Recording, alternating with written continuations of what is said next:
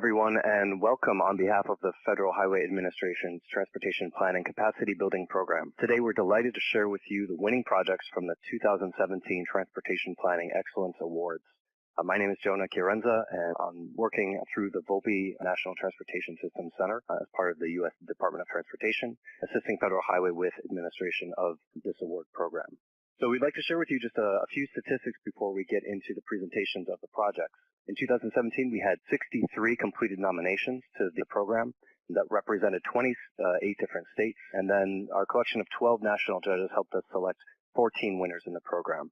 Those judges include representatives from national transit, transportation, and planning organizations, as well as academia and federal, state, and regional government agencies. So a broad selection of judges reflecting very much the pool of applicants that we had as well to give us a good, fair, and balanced adjudication